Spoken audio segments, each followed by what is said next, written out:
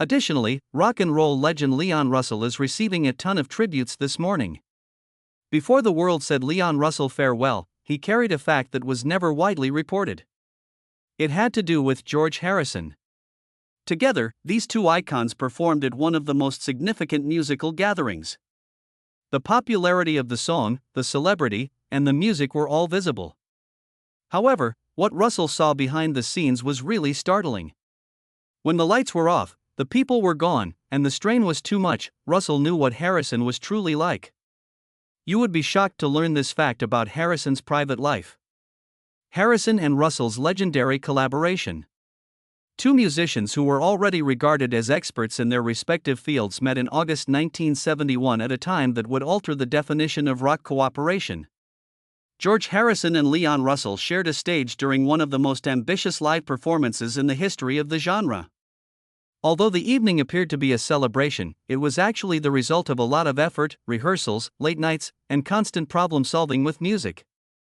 Russell saw Harrison up close, away from Beatles stardom and studio glitz, and it was a unique opportunity that resonated with him. From his teenage years, Leon Russell had been employed professionally. He was born Claude Russell Bridges in Alton, Oklahoma, on April 2, 1942, and earned his reputation the hard way, working long hours, playing a variety of roles, and without getting much attention. He was regarded by the business as a musician who could accomplish nearly anything by the late 1960s. The moniker Master of Space and Time wasn't used for advertising. It originated from colleagues who saw him seamlessly transition between playing the piano, guitar, arranging, producing, and directing bands. He had already worked with and collaborated with some of the biggest names in popular music, and his songs had a genuine emotional impact. From a separate direction, George Harrison arrived at the same time. He was born in Liverpool on February 25, 1943, and spent 10 years with the world's most well-known band.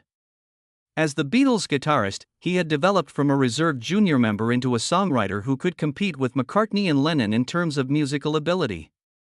In addition to pushing himself into Indian classical music, Harrison had studied and worked closely with Ravi Shankar away from charts and touring. Harrison no longer wanted to be merely a former Beatle by 1971.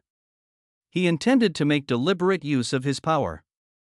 Harrison and Shankar's concert for Bangladesh, which took place on August 1, 1971 at Madison Square Garden, was a manifestation of that goal. The concert's goals were to raise money and publicity for the Bangladesh Liberation War refugees. Not only was the cause unique, but so was the scope. Prominent performers gave their time with minimal rehearsal time and no assurance of flawless performance. Bob Dylan, Eric Clapton, Ringo Starr, Badfinger, Billy Preston, and Leon Russell were among the lineup. It was an environment where working musicians were scrutinized worldwide. Russell played a direct and hands-on role. His visceral, high-energy combination of young blood, Jack Flash, and jump pierced through the formality that frequently permeates charity events. But the contrast was stark when he later joined Harrison for a song from All Things Must Pass called Beware of Darkness. Russell did not compete with Harrison's writing or lessen it. He gave the song weight without music excess by endorsing it.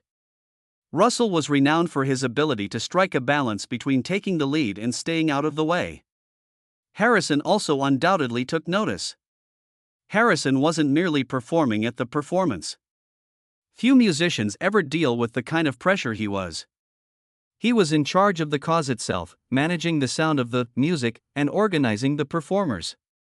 Following the performances, he continued to be involved as producer of the live triple album with Phil Spector, which was published in December 1971, and the concert film, Music, that came after it in 1972. In addition to raising millions for UNICEF, the project won the 1973 Grammy Award for Album of the Year. It also established a standard for all subsequent large-scale benefit concerts. Russell's career was growing during those weeks. They were disclosing. Harrison worked quietly and intensely. He was usually quiet in public but intensely concentrated behind the scenes. He took the cause very seriously. Russell recognized the stress that came with that duty and the self-control needed to fulfill it. Although their relationship did not develop into a long-term recording collaboration, it did survive in more subdued ways. Russell's involvement in the performance forever linked his name to a time when rock music demonstrated its ability to behave responsibly and cooperatively. Harrison's Dark Horse Records and BMG collaborated years later to preserve and republish Harrison's discography, bringing the concert for Bangladesh era to a new audience. From the outside, the concerts in Bangladesh appeared to be success after triumph of music. But both guys carried personal burdens inside of them. Russell was well versed in that type of strain, and his perceptions of achievement, fatigue, and the costs of perseverance would later influence his writing. Because Leon Russell's music, private life was already characterized by difficulties that threatened to destroy what he had accomplished, despite the cheers and historic headlines. Leon Russell's unspoken challenges. Long before success, music, ever came into his life, Leon Russell was a man of emotional and physical burden. His problems did not start as an adult or as his profession deteriorated. Long before audiences were aware of his identity, they were there from infancy, influencing the way he performed, moved, and perceived himself. Russell had major birth difficulties. A doctor is said to have pulled too hard during birth, causing damage to his second and third vertebrae. The injury resulted in nerve damage that is frequently referred to as cerebral palsy. In addition to walking with an obvious limp, his right side was weaker and somewhat paralyzed. Music. His left hand was always stronger and more controlled than his right. But rather of putting a stop to his musical goals, the constraint compelled him to adjust. On the piano, Russell leaned strongly into his left hand, creating a technique that was unconventional yet impactful. It started as a necessity and evolved into a style that listeners eventually hailed as unique. Russell was 4 years old when an occurrence occurred that had a more profound psychological impact. When a strict aunt found him in a harmless childhood scenario with a cousin, she reacted angrily. She publicly humiliated him and accused him of offenses he didn't fully comprehend while he was being paraded in front of family, music, members. Russell later talked about how that humiliation left him feeling confused and ashamed for a long time. The moment lingered. It influenced his self-perception and his tendency to claim responsibility when none was due. His early musical experiences carried over into maturity. Russell was ubiquitous by the late 1960s and early 1970s, even as his career took off. He led his own bands, produced recordings, wrote hit songs, and played at historic concerts. It appeared to be unstoppable from the outside. Internally, however, the insecurity, music, persisted. Russell's status quickly changed in the late 1970s and early 1980s as the business underwent a transformation. His record sales declined, labels stopped giving him priority, and music, radio moved on. The change came suddenly. He alternated between playing small clubs and headlining big arenas, sometimes in front of people who hardly knew who he was. He couldn't emotionally adapt to the deterioration since it wasn't slow enough. He was vital for 10 years. Music, he was forgotten the following time. Financial stress ensued. The cost of keeping a band on the road, bad negotiations, and management problems caused a large portion of Russell's peak earnings to vanish. The focus of touring shifted from artistic preference to survival. He performed frequently without the industry assistance that younger or more trendy performers received in order to make ends meet. Russell was living quietly in Nashville by the late 1990s and early 2000s, and he was hardly mentioned in popular culture. He witnessed contemporaries earn recognition, retrospectives, music, and renewed attention despite being a pivotal role in rock history. Comparisons were inevitable, even though Russell's personal contributions were rarely emphasized. This was particularly true of musicians like Elton John, who publicly acknowledged Russell as a significant influence but were far more well-known. Russell was upset about this disparity, but not because he was angry with people, but rather because he felt his labor had been overlooked. He was troubled by the music of being forgotten. Russell had written for, produced, and lifted records for numerous musicians over the course of several decades. But when his own visibility dimmed, he stood by himself. Elton John took over immediately in 2010 and worked with Russell on the album The Union. The endeavor restored Russell's reputation and exposed a new generation to his art. He needed a lot of assistance to get back on his feet in an industry that had once depended so largely on him, but the newfound attention was also welcome. Unfortunately, Russell experienced a major health problem the same year. He had brain surgery to remove a fluid accumulation that had briefly stopped his career and jeopardized his performance. His recovery was sluggish, and his health kept deteriorating until his last years. As he grew older, he struggled with heart problems and other issues that reduced his endurance and mobility. Russell had a reputation for being pessimistic all of his life. His friends and family saw a trend. Both a positive and a negative interpretation were offered, and he automatically opted for the darker one. Decades of physical suffering, early humiliation, and repeated career setbacks were evident in this viewpoint. Even when there was evidence that he should have been much more confident, self-doubt persisted. He survived childhood injuries, industry neglect, and financial ruin because of his need for control, which persisted after his career steadied.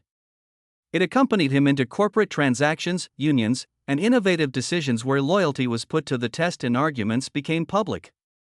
The issues that had previously kept music hidden started to surface in the late 1970s, resulting in litigation, splits, and criticism that changed the way the public perceived him. Leon Russell's experiences with scandal. Shelter Records were at the heart of one of Leon Russell's most devastating disputes. Russell co-founded the label with producer Denny Cordell in 1969. When labels were tightening their control, Shelter Records was founded to provide musicians independence, music. It worked early on. As soon as the label signed performers like Tom Petty and J.J. Callaghan and released recordings that were more artist-driven than corporate, it gained credibility. But as the label grew, fractures started to show. Managing finances became a source of conflict. Tension between Russell and Cordell resulted from decisions on ownership, control, and long-term direction. By the late 1970s, the disputes had turned into court cases. Publicly, the alliance deteriorated as lawsuits ensued. What started out as a common goal became a protracted argument that cost Russell both money and his soul. Because of the consequences, Shelter Records were compromised, and Russell became cautious about future commercial dealings, which strengthened his conviction that control was preferable to trust. In addition, his private life was collapsing in the public eye. Russell married vocalist Mary McCreary in 1975, and their union soon influenced his career. Together, they released the Wedding Album, a project that combined marriage and teamwork into a cohesive whole. Tension also resulted from the intimacy that drove the record. Conflicts about creativity didn't remain in the studio. They persisted into the marriage, where demands, control, and continuous traveling caused further stress. The marriage terminated in divorce in 1980. There was no privacy in the split. The partnership had been so obvious that it attracted attention, music. Russell had 6 children as well, and juggling a demanding schedule with family life was challenging. There was little room for stability at home due to touring, recording, and handling commercial disputes. The breakup, music, contributed to the developing impression that Russell's life was becoming more and more chaotic behind the scenes, and the pressure was evident. He was also followed musically by criticism. Under the alias Hank Wilson, Russell put out country-influenced recordings in the late 1970s. Fans who thought he was a rock, blues, and gospel-influenced pianist were perplexed by the choice. He was accused by some detractors of distancing himself from his own notoriety or neglecting his roots. Some wondered why a well-known artist would use a different name. The albums of Hank Wilson didn't go well. They contributed to the feeling that Russell was fading from the limelight, and their small sales kept the argument, music, going. Although he had always been involved with country music, the film was released at a time when he was already becoming less well-known, which made the change appear hazardous rather than adventurous. Russell's troubled professional connections were another source of contention. In the studio, Russell had a reputation for being picky. He demanded that musicians be accurate, attentive, and well-prepared. Sessions could get contentious, especially during the Shelter Records years. Later, some artists claimed that his insistence on control, rather than his ego, made him challenging to collaborate with. Making concessions wasn't easy for him because he wanted things done his way. Earlier in his career, when his authority was seldom challenged, that strategy had proven effective. His actions created conflict as his influence waned. the dynamics of the band, music, deteriorated, partnerships stopped suddenly, and the people surrounding him became less ready to stick around or push back. Russell quickly went from being regarded as a music innovator to a complex individual with unresolved issues. And the harm was evident by the early 1980s. Industry backing waned. Possibilities decreased. He was now alone because of the control that had formerly kept him safe. Additionally, other musicians from the same era were coping with their own personal challenges while Russell was dealing with criticism, music, divorce, and economic collapse. George Harrison was one among them. His seeming composure concealed a totally different set of conflicts that would eventually become apparent. George Harrison's personal troubles with music. As the youngest member when he joined the largest band in the world, George Harrison held that title for the remainder of the Beatles' existence. John Lennon and Paul McCartney's songwriting collaboration served as the group's focal point from the start. Their power was overwhelming. They were given studio time, album space, and creative authority, which frequently left Harrison with little opportunity to develop. Throughout the band, he was, music, often referred to as the calm Beatle, a term that hid his frustration and drive. Harrison had plenty of stuff. Even in the middle of the 1960s, he was writing songs on a regular basis. He would bring them to sessions, but the majority would be pushed aside. The style remained consistent even as his work developed.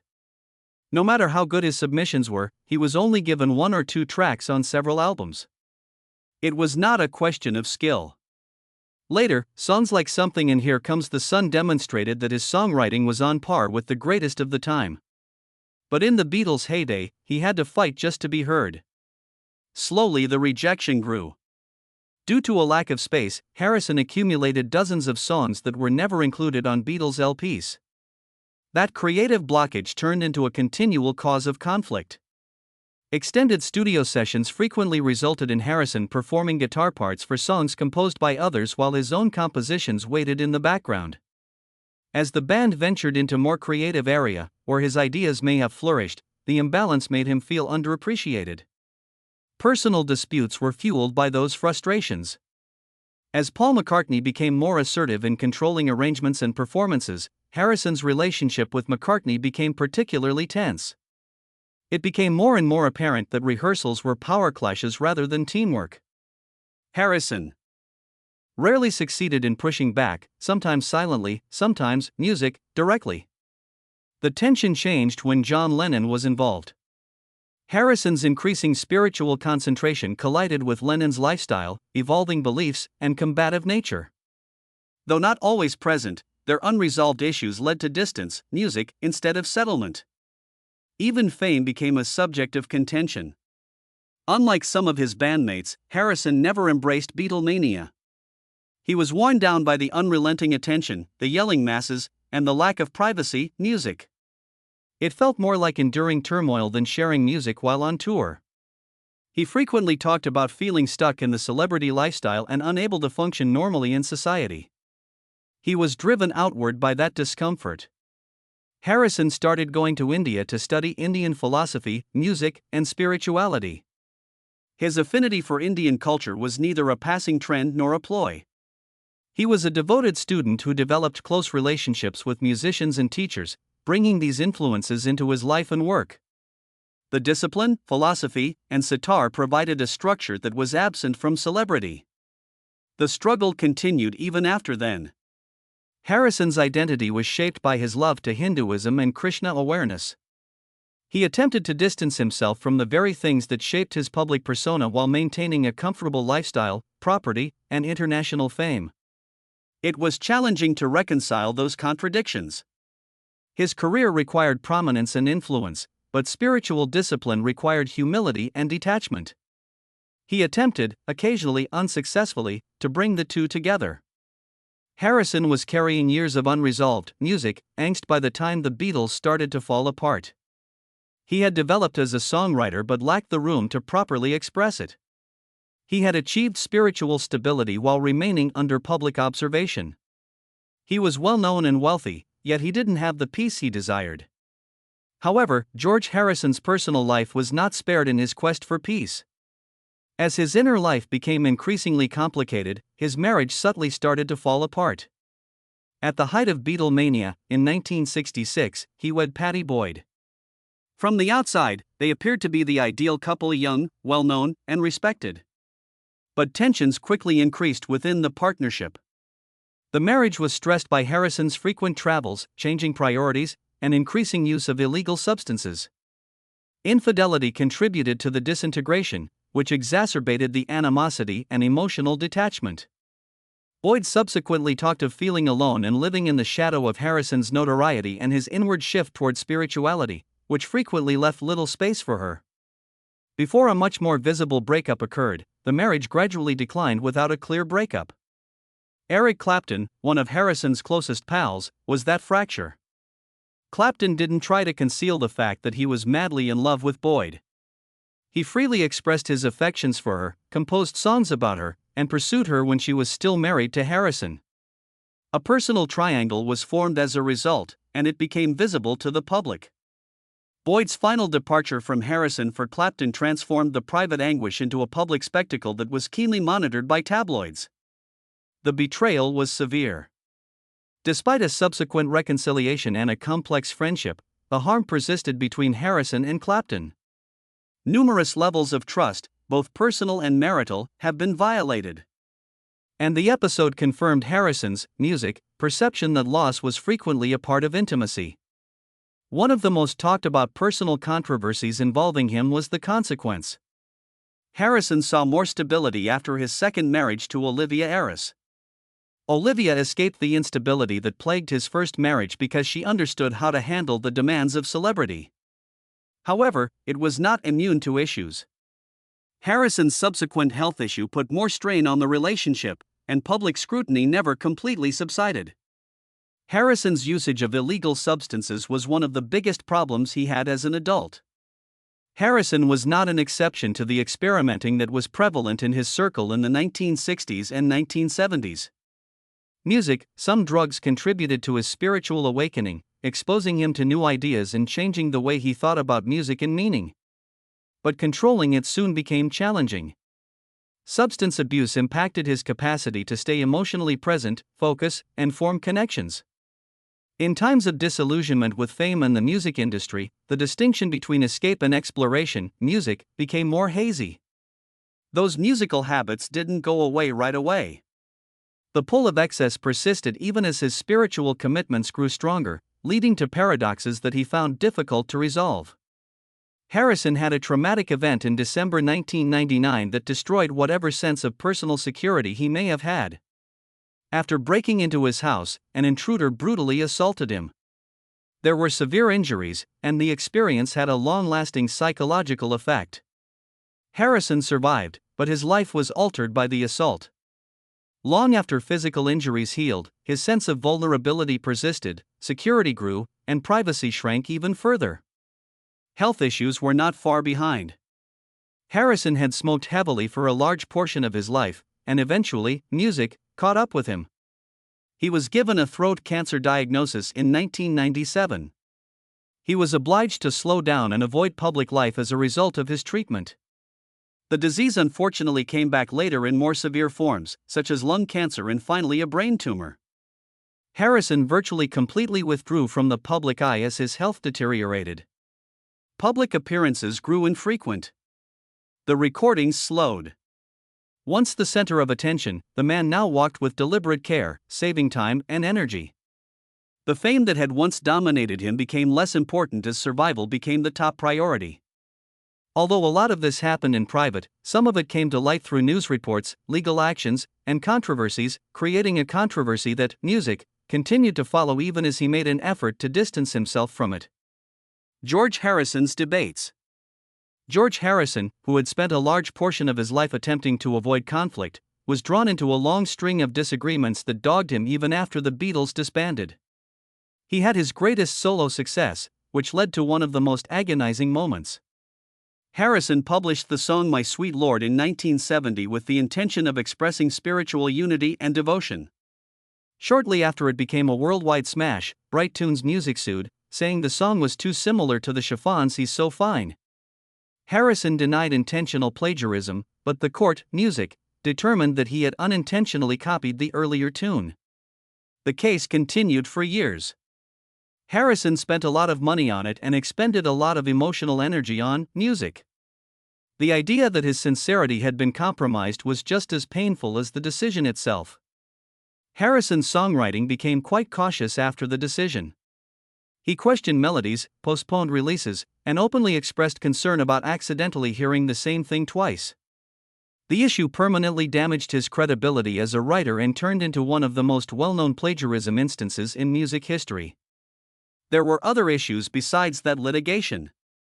Harrison also fought for income and publishing rights for years. He had signed contracts early in his career that restricted his control, just like many musicians of his period. He grew more committed to taking back control of his work as time went on. His mistrust of the music industry was strengthened by the conflicts he had with record labels and business associates as a result of those conflicts. After leaving the Beatles, Harrison too had business issues. Harrison was extremely irritated with the band's company, Apple Corps, and its poor management. This once creative center soon devolved into chaos, financial instability, and disarray. Harrison saw money disappear when judgments were made improperly or too slowly. When Alan Clean took charge of the band's finances, that annoyance grew more intense. Harrison and Clean argued about authority and transparency in music, and their arguments deepened the already existing rifts within the Beatles. Harrison's most charitable endeavor also generated controversy. In order to collect money for refugees in Bangladesh, he planned the event. Although the event itself was a success, issues later arose. The project was criticized for poor management, and tax rules and legal issues caused delays in the release of funding. Harrison said that UNICEF eventually received the funds, but the original plan was eclipsed by the delays. What ought to have been an obvious humanitarian victory turned into a lesson in how challenging it is to get charity through unprepared legal systems. Personal scandals further tarnished his already contentious reputation. Harrison had a liaison with Ringo Starr's wife, Maureen Starkey. Their circle was severely strained as a result. Friendships were put to the test, trust was eroded, and Ringo was harmed.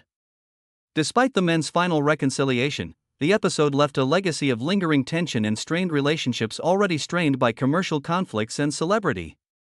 Harrison kept a select group of friends who he felt understood him beyond the news, despite the conflicts. Relationships based on a shared experience rather than an image. A more subdued reality about devotion, respect, music, and what truly kept them together would eventually come to light in one of those partnerships with Leon Russell.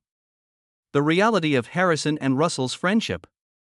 Through extensive rehearsals, mutual observation, and shared effort, Leon Russell and George Harrison developed a silent bond.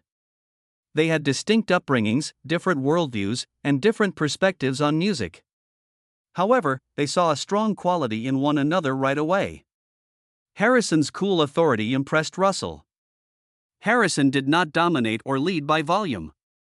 After listening and waiting, he made well-considered conclusions. In a room full with strong personalities and well-known musicians, that restraint was striking.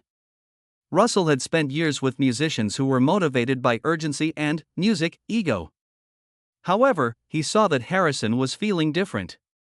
Even in the most stressful situations, his attention was always on purpose rather than appearance. During the concert preparations for Bangladesh, that distinction became evident. Harrison was in charge of planning a huge event that had never been done before. Russell observed him absorbing criticism, conflicts over creativity, and logistical upheaval without losing his cool. Harrison's intense focus on the project was evident from the lengthy rehearsals. Their musical partnership was polite but not always easy. Russell approached the writing of Beware of Darkness not by imitation but by his own intuition. Music, using unusual instruments and rhythms that acknowledged Harrison's influences without imitating them, he went toward texture and atmosphere rather than trying to imitate Indian music. Harrison applauded such strategy. He trusted Russell to add a personal touch to the song, and he prized interpretation over copying. Russell also observed a difference between their temperaments in the studio. He liked instinct and effectiveness in music. Harrison preferred refinement and repetition, but he was also known to chase take after take until he felt that something clicked. Russell recognized the origins of that process, but he found it to be draining and occasionally infuriating. Russell took Harrison's devotion seriously, even though he was not as much involved in Krishna awareness or Indian spirituality as Harrison was. He could see how it influenced the environment. Harrison's speech, his treatment of others, and his framing of music is more than just entertainment. Russell was indirectly impacted by such mindset. Although it didn't alter his opinions, it broadened his perspective on music's significance beyond achievement or fame. Harrison showed the same level of respect. He respected Russell's flexibility. Russell was able to switch between soul, blues, gospel, and rock without losing his uniqueness. Harrison appreciated Russell's vitality and calming, musical presence on stage during the Bangladesh performance. Russell was viewed by Harrison as belonging to a larger community of artists who considered music as more than just a performance. How do you feel about George Harrison and Leon Russell's friendship? Post your music opinions in the space provided for comments below. If you like this video, please remember to like it, subscribe to our channel for future updates, and click on the next video that appears on your screen.